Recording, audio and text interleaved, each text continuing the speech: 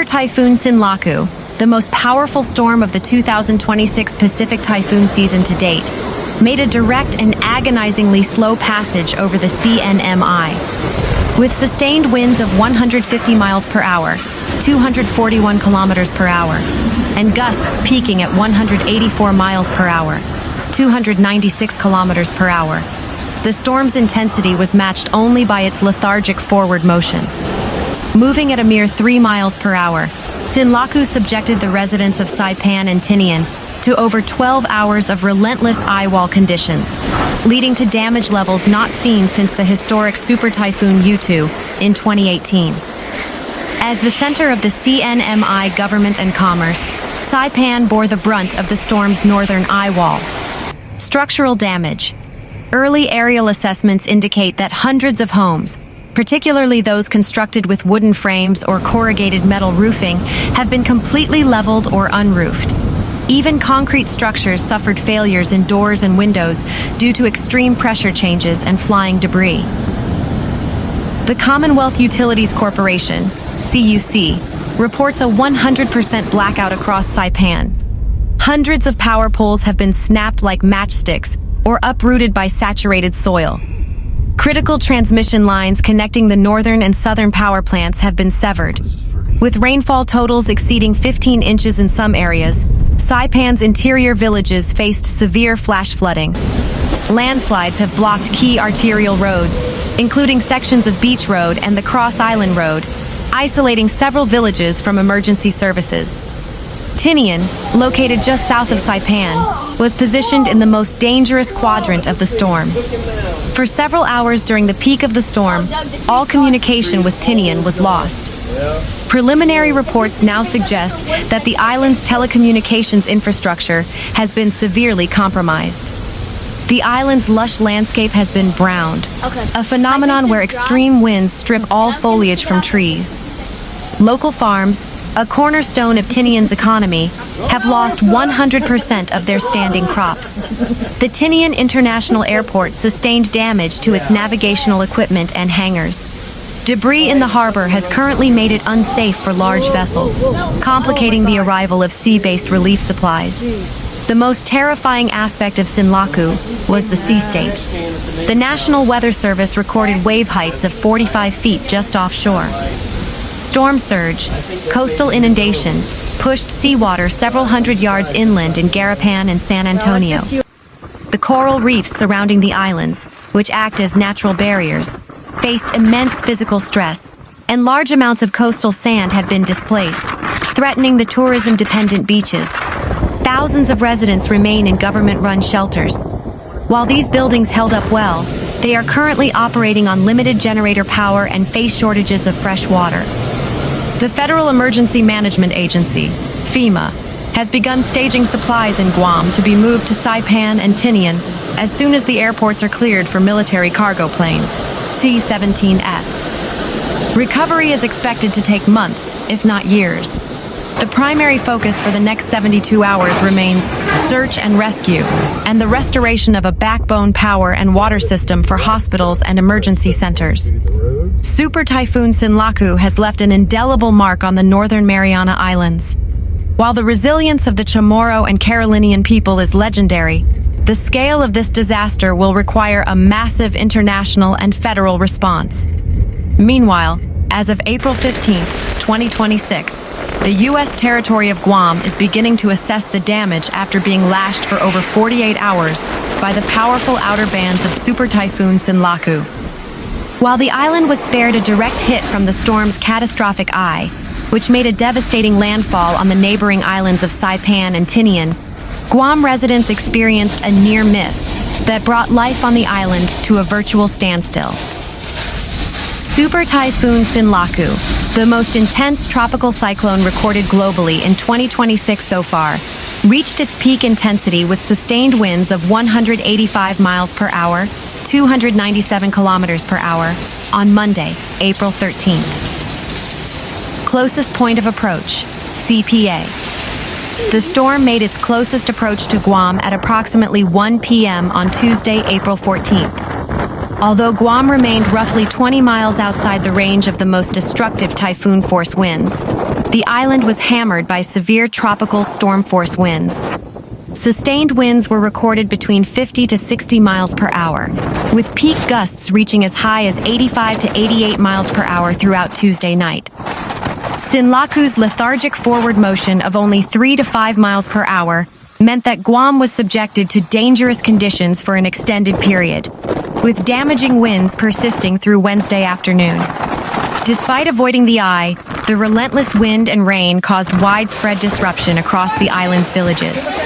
The Guam Power Authority, GPA, and Guam Waterworks Authority, GWA, reported numerous localized outages. Fallen trees and flying debris downed lines in areas such as Dededo, Yigo, and Mangalao. A high surf warning was in effect as wave heights reached 26.4 feet at the Ipan Buoy. Coastal roads in southern Guam experienced significant sea spray and minor flooding from storm surges.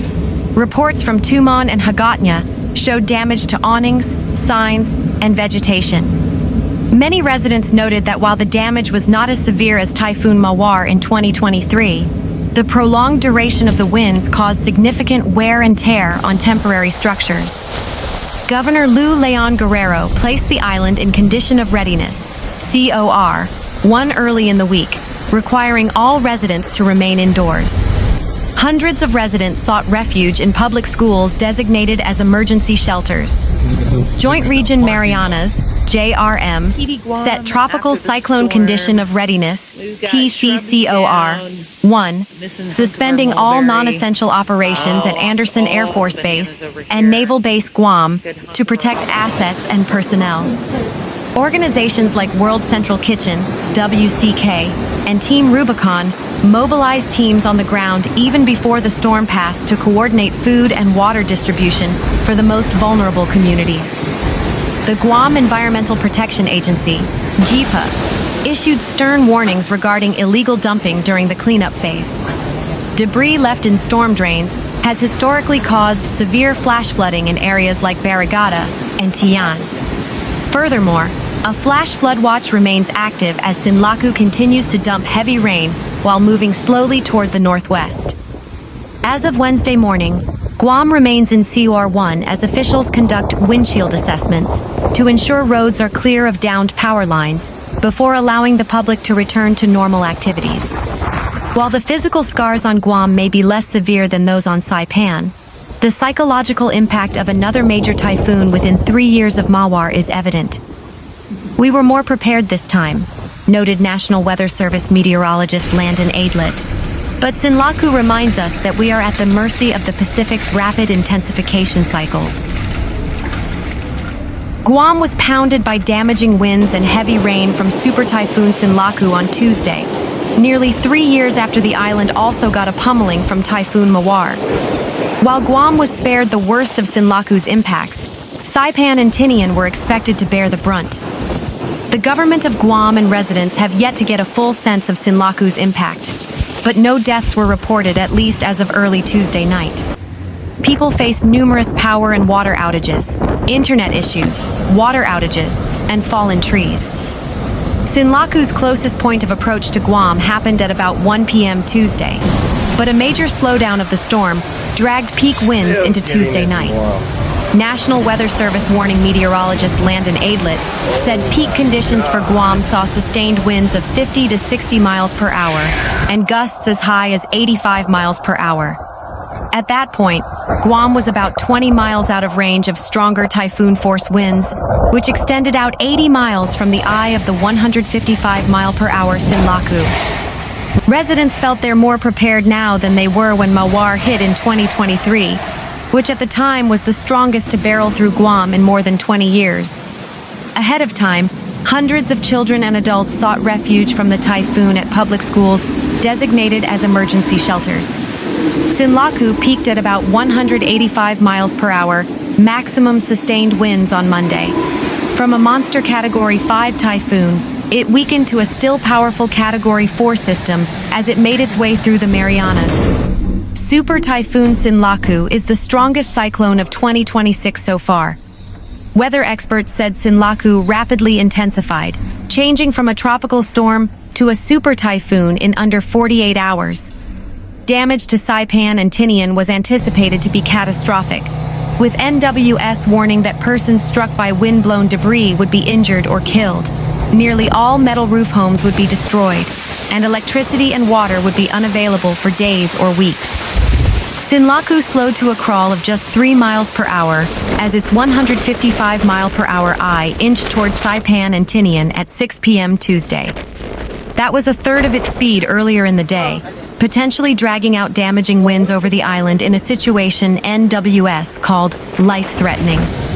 Guam Governor Lou Leon Guerrero called Commonwealth of the Northern Mariana Islands Governor David Apatang Tuesday morning to offer help.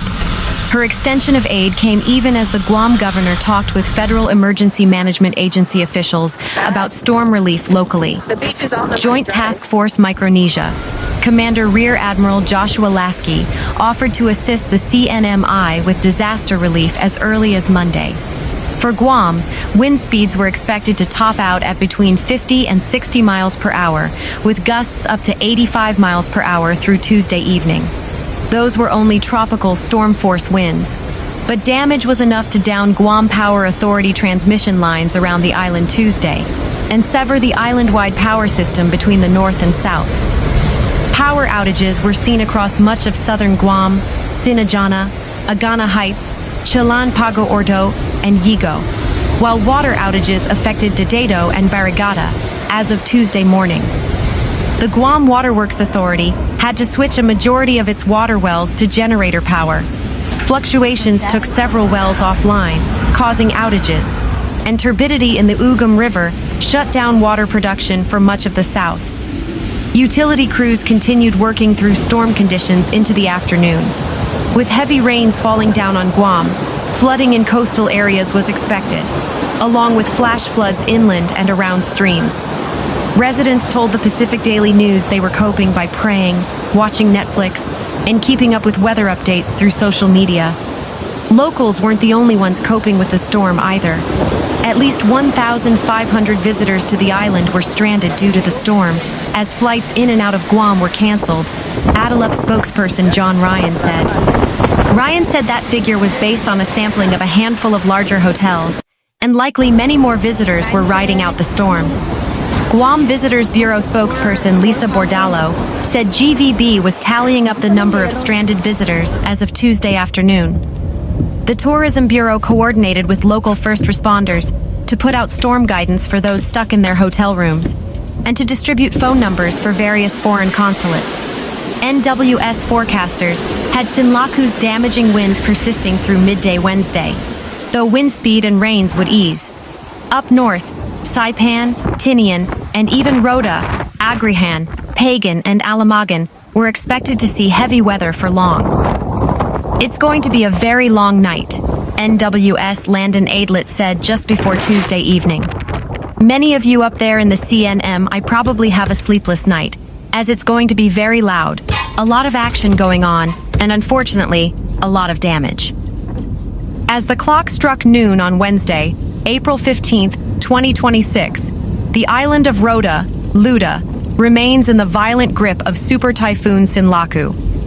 While neighboring Guam narrowly avoided a direct hit, the northern eye wall of this monstrous Category 4 equivalent storm has spent hours churning directly over Rota, bringing life-threatening conditions that local officials describe as beyond anything seen in recent decades. As of 11 a.m. local time, the Commonwealth of the Northern Mariana Islands, CNMI, Emergency Operations Center, reported that Sinlaku's center was located just 15 miles southwest of Rota.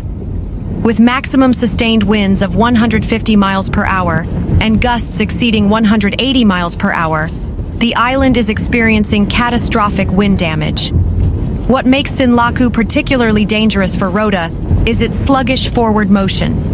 Moving at only 7 miles per hour, the storm is parking over the island, subjecting the 2,500 residents to prolonged hurricane-force winds that have now lasted for over 6 hours. Communication with Rota has become intermittent as several telecommunication towers succumb to the wind. However, early satellite phone reports and emergency radio dispatches paint a grim picture. The island's power grid is 100% offline. High voltage lines litter the streets of Songsong and Sinapalo. Most wooden structures and tin-roofed homes have suffered significant structural failure. A massive storm surge, estimated at 12 to 18 feet, has inundated the West Harbor area. The swimming hole and other coastal landmarks are reportedly unrecognizable due to massive debris deposits and erosion. Rota's lush greenery has been shredded. The island's famous sweet potato crops and coconut groves have been flattened, raising immediate concerns about long-term food security for the local population. Benjamin Taisakan Manglona International Airport is currently closed. Debris on the runway and damage to the navigation equipment mean that aerial relief efforts cannot begin until the winds subside, and the foreign object debris, FOD, is cleared. Mayor Aubrey Hokog issued a final stay-in-place order late Tuesday night before the worst of the storm arrived. "We are praying for the safety of every family. Our priority is life. Buildings can be rebuilt, but people cannot," she stated in a radio address. Most residents are currently hunkered down in the Rota High School Gymnasium or the Sinapalo Elementary School, which serve as primary emergency shelters. Reports indicate these shelters are at maximum capacity, with residents huddled in hallways as the wind howls outside like a freight train. The CNMI Governor's Office on Saipan has already declared a state of major emergency. However, because Sinlaku is also battering Saipan and Tinian with tropical storm force winds and heavy rain, immediate assistance from the capital is currently impossible. The U.S. Coast Guard and FEMA are staged in Guam, but the sea state, with waves reaching 35 feet, makes any maritime rescue or supply mission a suicide run. Rota is effectively an island in total isolation until at least Thursday morning. Meteorologists from the National Weather Service, NWS, Tinian, Guam, warn that while the eye is beginning to drift further into the Philippine Sea, the tail of the typhoon will continue to bring heavy rain and flooding to Rota through Friday. For now, the people of Rota wait in the dark, listening to the roar of Sinlaku, proving once again the terrifying power of nature and the resilient spirit of the Marianas. Stay tuned to local radio frequencies for the official all clear. Once communications are restored, a dedicated relief fund will be established through the CNMI Red Cross.